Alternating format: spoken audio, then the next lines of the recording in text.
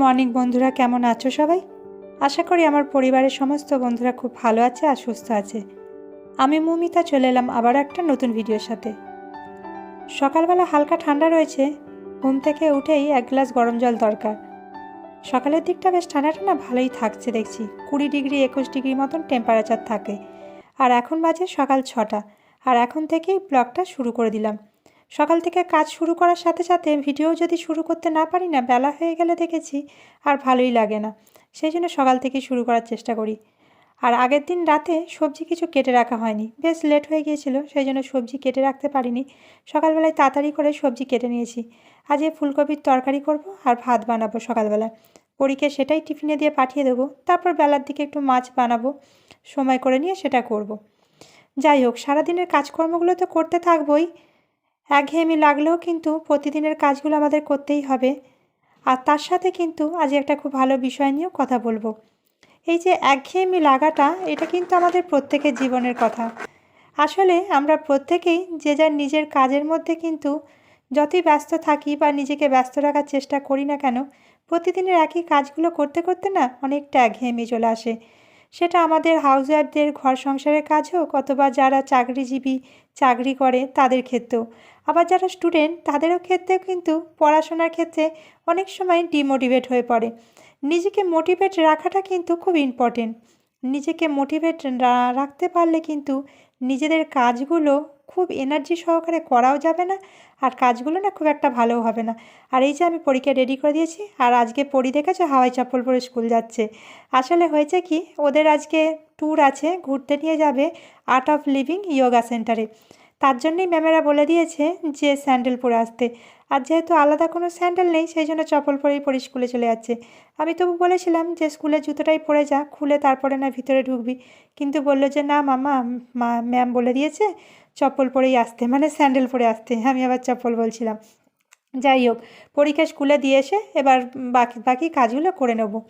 আর যেমনটা বলছিলাম যে আমরা প্রত্যেকেই কিন্তু আমাদের জীবনে ডিমোটিভেট হয়ে পড়ি। আর সংসারের কাজ হোক আর বাইরের কোনো কাজই হোক না কেন, নিজের মনের মধ্যে পজিটিভ চিন্তাধারা ধরে রাখাটা যেমন একটু কঠিন, তেমনই আবার নিজেকে মোটিভেট করাটাও একটু কঠিন। হ্যাঁ, তবে অসম্ভব নয়। আর নিজের লক্ষ্য স্থির রাখতে পারলে, নিজেকে ভালো রাখতে পারলে প্রতিটা পদক্ষেপেই কিন্তু আমাদের মোটিভেশন প্রয়োজন হয়। আর নিজেকে মোটিভেট রাখতে হলে প্রথমেই যেটা করতে হবে সেটা হলো ইতিবাচক বিষয় নিয়ে ভাবতে হবে। ঘুম থেকে উঠেই মনটাকে শান্ত আর ইতিবাচক রাখতে হবে। ভালো জিনিস নিয়ে চিন্তা করতে হবে। ঘুম থেকে উঠেই যদি তাড়াহুড়ো, নেগেটিভ চিন্তাভাবনা এই সমস্তগুলো দিয়ে শুরু হয় না সকালটা, তাহলে দেখবে সারাটা দিনও ভালো যাবে না, আর নিজেকে ডিমোটিভেটও মনে লাগবে।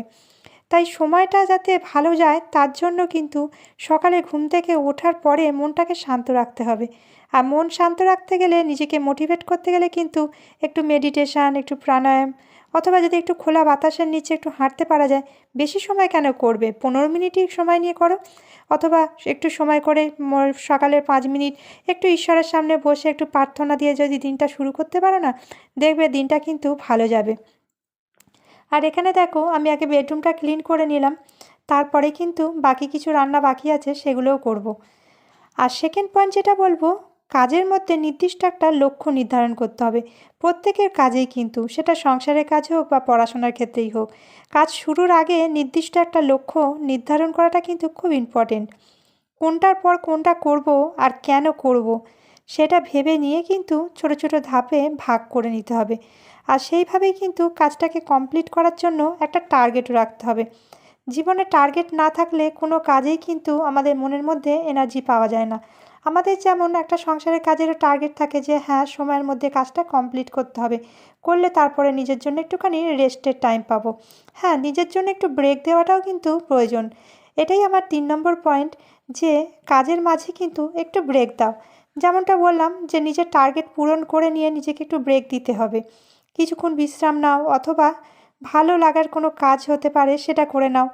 যদি একটুখানি গার্ডেনিং করতে পছন্দ করো, একটু গার্ডেনে যাও, দুটো গাছ বসাও, গাছেদের দিকে তাকিয়ে একটু বসে থাকো, সময় দাও। অথবা একটু সময় পেলে নিজের মনের পছন্দ মতন একটু মুভি দেখে নাও, বা বাচ্চার সাথে একটু সময় কাটালেও কিন্তু মনটা ভালো হয়ে যায়, আর নিজেকে অনেকটা মোটিভেটও করা যায়। কেননা আমরা যখন বাচ্চাদেরকে মোটিভেটের কথাগুলো বলি, পড়াশোনার জন্য ইন্সপায়ার করতে থাকি, তখন নিজেদের মধ্যেও কিন্তু মনের মধ্যে একটা ইন্সপায়ার একটা এসেই যায়। নিজেকে নিজে ইন্সপায়ার করতে পারলে তবেই তো আবার বাচ্চাদেরকে, পরিবারকে ইন্সপায়ার করতে পারবো, মোটিভেট করতে পারবো, তাই না? তাই নিজেকে ভালো রাখাটা কিন্তু খুব গুরুত্বপূর্ণ। আর মাছটা দেখেছো আমি ভাজতে দিয়ে দিয়েছি, দিয়ে আবার এদিকে না একটু বাসনগুলো গুছিয়ে নিচ্ছি, কেননা শিলে মশলা বেটে নেবো, আর এখানটা একটু খালি না করলে হবে না, অসুবিধে হবে। আর সর্ষে যেহেতু বাটবো, সর্ষে বাটাটা না আমার ওই মিক্সিতে ঠিক ভালো লাগে না। সর্ষে বাটাটা আমি যখনই করি শিলটা পেতে নিয়ে শিলেতেই করার চেষ্টা করি। আর বাড়িতে শিলটা যেখানে রয়েছে সেটাই বা বেকার যাবে কেন বলো? শিলে বাটা মশলার কিন্তু টেস্টটাই অন্যরকম হয়, তাই না? যাই হোক, আমি এখানে মাছের মশলাটা তৈরি করে নিচ্ছি, মাছগুলো একটা একটা করে ভাজতেও দিয়ে দিয়েছি। এখন পরবর্তী পয়েন্ট যেটা বলবো সেটা হলো নিজেকে পুরস্কৃত করতে হবে, নিজেকে লোভ দেখাতে হবে যে এই কাজটা হয়ে গেলে আমি আমার পছন্দের কাজটা করার জন্য ফ্রি হতে পারবো, আর আমাকে এই টাইমের মধ্যে কাজটা শেষ করতে হবে। তাহলে কিন্তু আমি আমার পছন্দের কাজটা করার জন্য একটু সময় পাবো। আর নিজেকে পুরস্কৃত করার ব্যাপারটা কিন্তু খুবই ইন্টারেস্টিং। আসলে আমরা যখন আমাদের বাচ্চাদের দিয়ে কোনো কাজ করাতে চাই, পড়াশোনার ক্ষেত্রে হোক বা কোনো কাজের ক্ষেত্রে হোক, তখন বাচ্চাদেরকে আনন্দ দেওয়ার জন্য বলে থাকি যে তুমি এই কাজটা করে দিলে তোমাকে আমি একটা গিফট দেবো, বা একটা ভালো রান্না করে খাওয়াবো, একটা ভালো রেসিপি বানিয়ে খাওয়াবো, বা কোথাও ঘুরতে নিয়ে যাব। এই যে ছোটো ছোটো লোকগুলো দেখাই, বাচ্চারা তাতে কিন্তু খুব আনন্দের সহকারে কাজটা তাড়াতাড়ি কমপ্লিট করে নেয়, তাদের পড়াশোনা হোক বা কোনো কাজই হোক না কেন।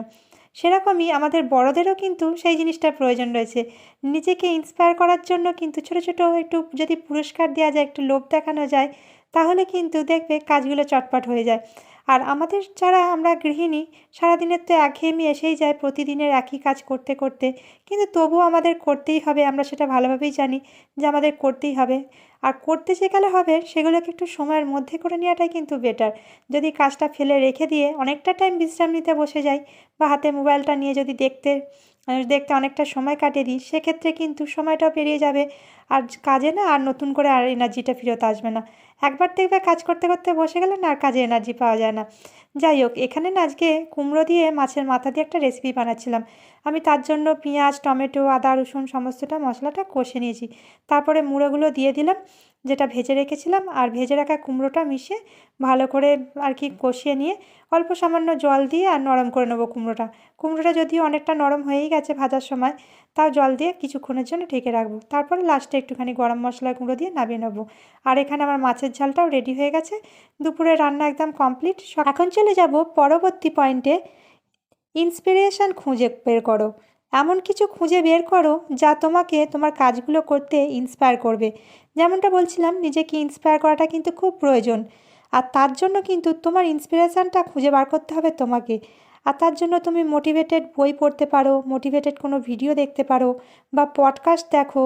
যেমন ধরো কারো জীবন কাহিনী দেখলে, সে জীবনে কিভাবে উন্নতি করেছে, তাদের জীবন কাহিনীগুলো দেখলে না অনেক সময় দেখবে নিজেকে অনেক মোটিভেট করা যায়, যে অন্যের জীবন কাহিনী দেখে তারা কতটা লড়াই করে নিজেকে মোটিভেট করে নিজের একটা পথ খুঁজে বেরিয়েছে, সাফল্য অর্জন করেছে। সেগুলো দেখলে কিন্তু মনটা ভীষণ ভালো লাগে দেখবে। তাই প্রতিদিন একটু করে বই পড়া, এগুলো কিন্তু খুব ইম্পর্টেন্ট। বেশি সময় না হলেও কিন্তু 15 মিনিট বসে একটু বই পড়ে নাও।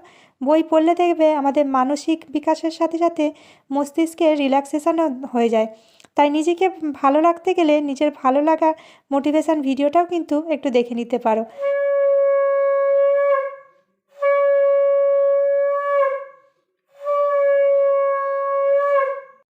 ফিরে এলাম একদম সন্ধ্যের সময়।